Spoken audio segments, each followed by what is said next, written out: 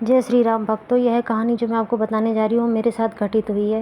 ये उस समय की बात है जब मैं साधना क्षेत्र में थी और शिव जी को बहुत मानती थी, लेकिन मैं उस वक्त कुछ नकारात्मक ऊर्जा से जूझ रही थी। तो मुझे जब किसी एक देवी देवता से मेरे को लाभ नहीं होता था तो मैं दूसरे देवी देवता का मंत्र उठा लेती थी। तो ऐसे ही मैंने शायद हनुमान जी का मंत्र करना शुरू कर दिया था सिद्धि प्राप्ति के लिए। तो उस समय की बात है, मैं कुछ परेशान चल रही थी। मुझे एक बेड बेचना था जो कि बहुत छोटा था।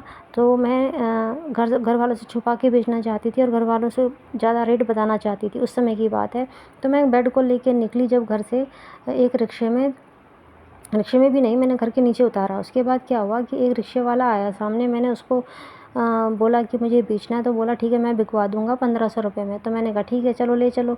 तो वो कबाड़ी वाला ही था एक तरह से। तो मुझे ले जा रहा था रास्ते में, और रास्ते में हुआ क्या कि मुझे 2 लोगों ने टोका। पहली बार में मुझे टोका किसी ने, बोले 500 रुपये दूंगा। मैंने कहा नहीं, अपने आप ही टोका उन्होंने कि बेड कहाँ ले जा रहे हो, मुझे दे दो। फिर दूसरी बार में हुआ क्या, कमाल देखिए, एक मोटरसाइकिल पर बहुत ही हट्टे कट्टे 2 चमकते हुए गोरे चेहरे वाले, लंबाई में भी लंबे और चमकता हुआ चेहरा, गोरे जो लड़के थे, उन्होंने मुझे रोका। बोले कहाँ ले जा रहे हो, बेच रहे हो, मुझे दे दो, मैं 1000 रुपये दे दूँगा। मैं मानी नहीं, मेरा दिमाग काम नहीं किया, मैंने मना कर दिया। मैंने सोचा शायद मुझे आगे ज़्यादा मिल जाएंगे, लेकिन आगे गई जहाँ पे वो रिक्शा वाला मुझे ले जा रहा था तो मुझे वहाँ भी 1000 ही रुपये मिले। तब मैं बहुत पछताई। अब ये घटना से मुझे बाद में मैंने घर आके सोचा, अरे मैं तो घर से कदम जब मैंने बाहर निकाला था तो जय श्री राम करके निकाला था। तब मेरे समझ में आया, अरे ये तो हनुमान जी आए थे मुझे मदद देने, ताकि मैं ज़्यादा आगे ना जाऊँ और मुझे घर के पास में ही मदद मिल जाए और मुझे पैसे भी मिल जाए, मुझे ज़्यादा दूर जाना ना पड़े बेड बेचने के लिए।